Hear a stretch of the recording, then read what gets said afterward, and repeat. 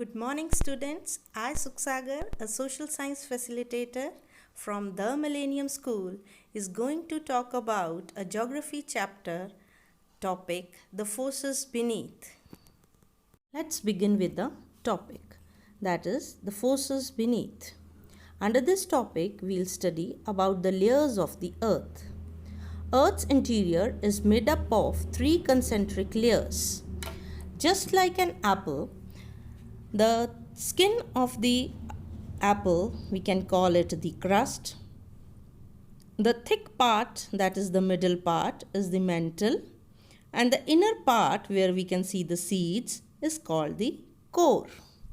So the first layer of the earth is crust. Crust is the outermost layer of the earth. Its thickness ranges from 5 km to 35 km. It is divided into two parts, that is oceanic crust and continental crust. Main minerals found in oceanic crust are silica and magnesium, known as sima. Main minerals found in continental crust are silica and alumina, that is Sial. The crust and the upper part of the mantle formed the lithosphere, which is 100 km thick. Our second layer is mantle. Mantle is 2900 km thick. It is the densest part of the earth. Mantle is also further divided into two parts, that is upper mantle and lower mantle. Mantle is made up of solid rocks, but there is also a layer of molten rocks called the magma.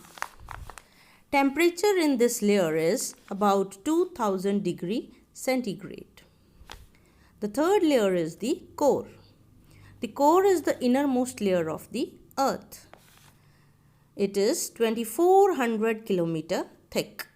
It is composed of iron, nickel and sulfur. It is also further divided into two parts, that is outer core and the inner core. Outer core is liquid in form.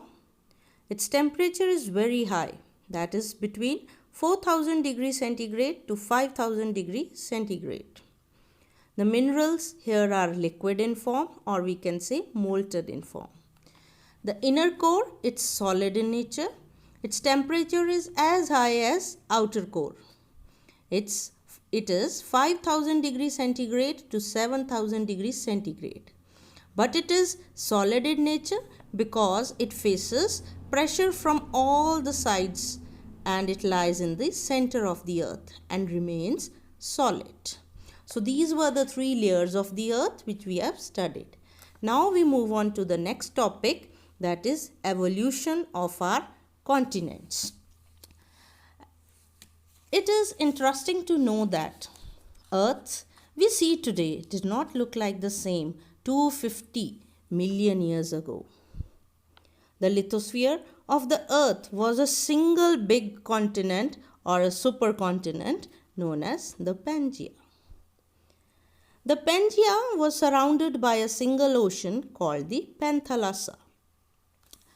This theory was first postulated by Alfred Wegener in 1920 and was known as the continental drift theory. The Pangaea or the supercontinent got broken into 7 major and several minor plates. Let's understand this through a simple video of continental drift. Let's travel back in time and watch continents move. Moving back in time, the Himalayas and Mount Everest disappear as the collision between India and Asia is reversed. Climates are changing. Australia joins Antarctica as India approaches. Going back 150 million years, the continents are joined in 3 large pieces. South America and Africa are on one landmass. India, Australia, and Antarctica form a second.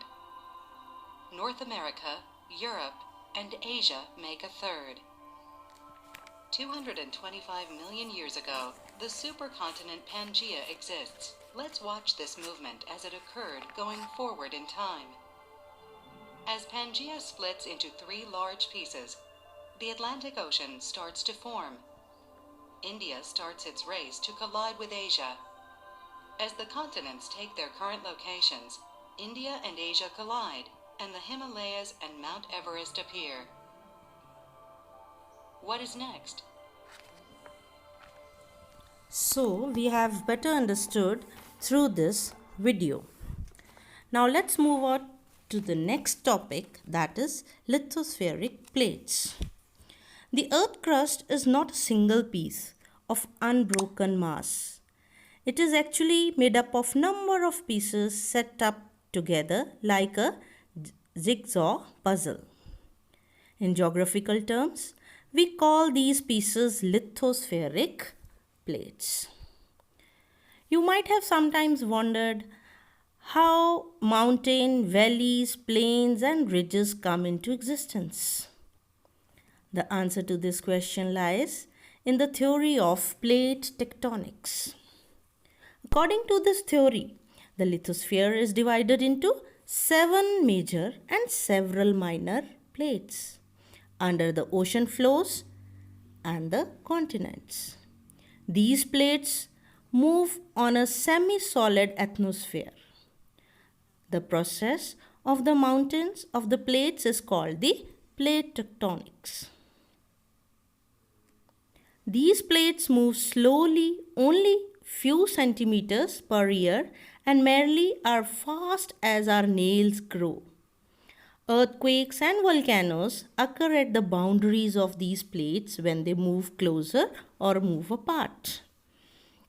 First type of boundaries is the divergent boundaries. Divergent boundaries, they move apart from each other. And example for this is mid-Atlantic ridge. Convergent boundaries, they come together to each other, and the active margins, they collide, and just as our Himalayas are formed. Next is our transformed boundary. It is a lateral movement that one moves up and the other one on the other side moves down. That the plates sometimes grind also together each other. Creates transform faults also. Example for this is San Andreas fault in California. So for today, we'll study till this topic and we will talk about the next, that is earthquakes and volcanoes, in next video. Thank you.